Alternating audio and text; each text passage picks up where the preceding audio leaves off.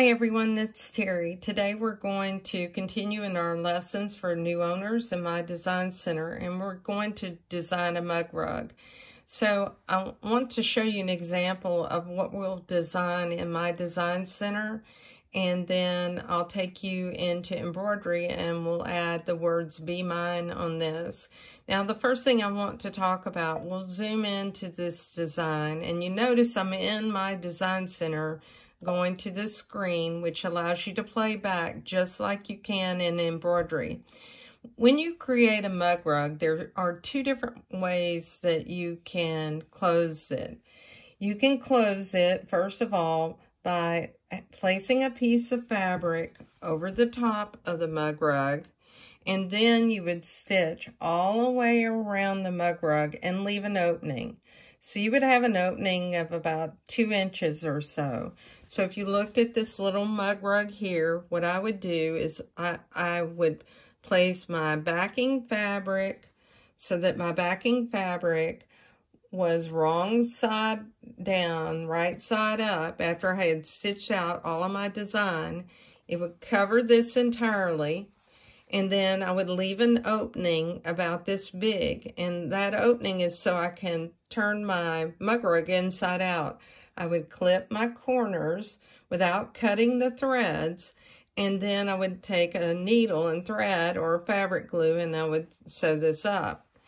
The second method is what is called an envelope pillow. In an envelope pillow, you're taking your backing fabric and you're folding 2 pieces in half, and they need to overlap one another. And they also need to cover this design. And what happens is you stitch all the way around this envelope backing, and then you reach inside once it's stitched down, like this, and you'll reach inside and you'll turn it inside out. Now, some people use that for pillows quite a bit, and some people will put a zipper in a pillow. I wouldn't put a zipper in a mug rug because it would scratch your table. So we're going to close this and we'll return and we'll start from the beginning. So I'll cancel everything. And the first thing I want to do is go to my design center. And then when I'm in my design center, I'll go right here to the shapes icon. So I'll select the shape icon and I want to choose a hoop size. The hoop size I'm using is a 130 by 180. Now this is going to be a container, and what I'm going to use it to contain is the background stippling so that it stays within a defined area of this 130 by 180 with an offset of 6.5 millimeters, because that 6.5 millimeters will give me roughly a little more than a 1/4 inch in order to stitch either my envelope backing or to stitch the backing that I leave open and I have to sew together. So there's my 6.5 millimeters. And what I want to do is to rotate my hoop 90 degrees, and I'll choose OK. Now I'm going to apply a stitch to the outline of this, so we'll go ahead and save the stitch that we would use for a envelope backing. I lost my train of thought there, sorry. So I'll choose that, and let's choose green and choose OK. We'll take the bucket and we'll apply it. Now let's save this to memory, and I'll save it to my machine, and let's go to next. And I want you to see what that offset did. So here is the red line represents the edge of that embroiderable area for that 5x7 hoop. And the green line is a stitch line that's going to stitch around twice and is going to tack down those 2 pieces of fabric to create that envelope backing. Now I can set this and save it on my sewing machine also, so that I have this if this is the method I want to use. So I'll just take it and save it to memory, and I'll save it to my machine. Now, I'll go back to my design center by choosing Home. And we'll go back into my design center. What we're going to do is we're going to retrieve that design from memory. And here it is. And I'll choose OK. And you can see I've practiced this a few times. But what I really want is to have a no-sew line on this, because the part of my mug rug, this part where I've taken a piece of my cutaway polymesh stabilizer and I've hooped it along with my batting and also my fabric that I'm going to use. It is going to have, this is my embroidery frame. So this is the size that I want to use, but I want a no-sew line. And I think it'll make more sense in a moment when I explain it to you. So I'll take the bucket and apply that line. Now, that line is going to be on that offset line. If I touch it again, you'll hear a double click. And that double click just means it's already applied. Now we're going to go get the heart shape. So the heart shape, we can find it. This is closed shapes, and we have more closed shapes here. The heart shape is in open shapes, and it's right here, and we'll select it. Now we want to resize this by going to size, and we'll make it smaller. And I'm just trying to keep a distance between the top and the bottom. I'll have to stitch this out to see if it looks nice. So I always stitch things out like this on some muslin. And tomorrow when I get out, I'll stop at Joann's and pick up some material and stitch this out for you, and I'll record a video showing that. All right, now that we have that, I want to go and pick up a Candlewick stitch. I want it to be red. I'll choose OK. I need the bucket, and I'll apply it to this heart. Now, if I add stippling right now, what's going to happen, and let me show you, at the top of this heart, it's open. You see right here? So if I go and get stippling, in fact, let's do it. We'll get stippling, we'll choose hot pink, choose OK. We'll take the bucket and we'll fill it in. Notice it filled in everything. And that's because there's a hole right here or an opening. So we're going to undo. We're going to go to line properties. We want to choose no sew and the pencil and choose OK. Make sure that you don't have a stitch right here. And we're just going to draw a little line between those two sections.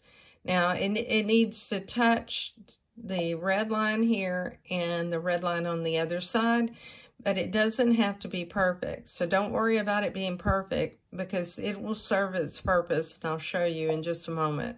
We'll go to 100%. We already have the stippling there, so let's take the bucket. You can see we have stippling and we have the pink. We're going to fill out the outside, and that looks good. Let's go to next. Okay, on the stippling, it's 2 millimeters, which is what I want, because with a tight stipple, you need to be able to have a smaller stitch to go around curves. I am going to change it to 6 millimeters, though,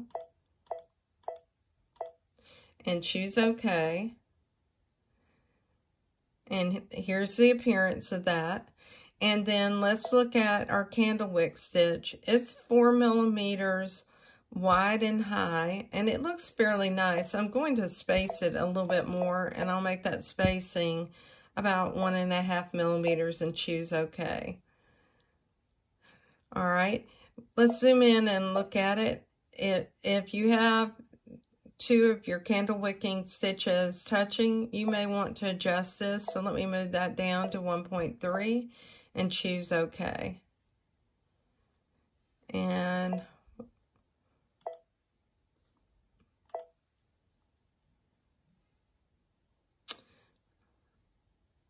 we'll leave it like it is there. That looks pretty good. So now what I want to do is save this to memory because I don't want to have to redo this. If I stitch this out and I decide I don't like it, that I want to change the size of the candle wicking stitches, if I save it to memory here before I set it, I save myself some time. So we'll go ahead and set that design and choose OK. Now we want to add. We'll go to text and number 2. I chose number 10. And what I want to do is to type B, B-E, and I want this to be small text, but we'll leave it large for a minute. And I need to have a space in the word mine. So M-I-N-E.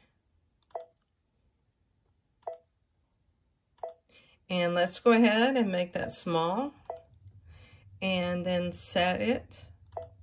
And let's go to 200% so we can see, and we'll just move it down so that it's not stitching over one of those candle wicking stitches.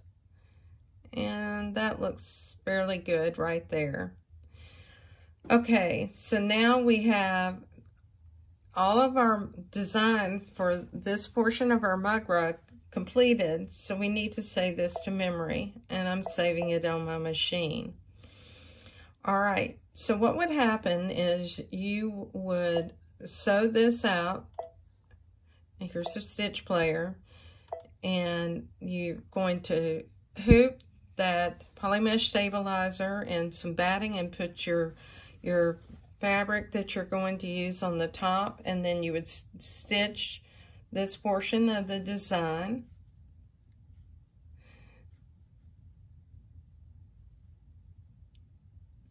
And you have that, and let's choose close.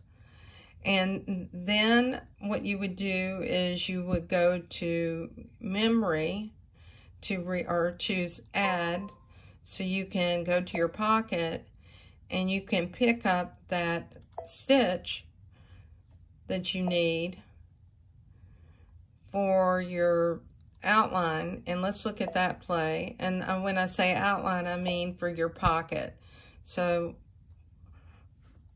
the first part of this you've already stitched out, so you could just bring up this outline, but this way you can see that you have it in the right position. So you can skip ahead a few stitches and I'll show you that. So we've already stitched this portion, so I'm going to speed that up, and let's speed it up. And now we'll slow it down. So now it's stitching that pocket, which are the 2 pieces of fabric that are large enough to cover and overlap and cover your design. So remember, in this case, you'll trim the corners and you'll turn it inside out here. Now, let's talk about, if you did this, you would go to embroidery, and because you already stitched the top, you're going to advance all the way in your design by going to the plus minus, and you're going to go down to this last stitch and stitch that outline. All right, the other way that you can close off that design, so let's just go back to home, requires you to sew or use a little bit of fabric glue. So we'll go back to my design center. We'll go back and get the shape. The shape that we used was with the 130 by 180. We want to change this to minus 6.5.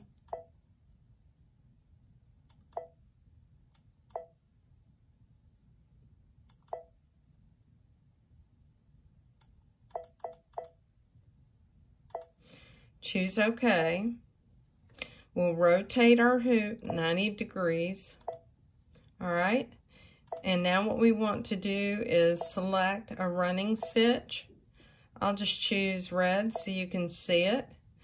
And choose OK. We need to choose a bucket, and we want to apply it to that line. Now let's zoom in to 200%. What we want to do is erase a portion of this, and I'll just take my eraser and erase a portion. Let me zoom back out to see how much I have, and I actually have it a good distance right there.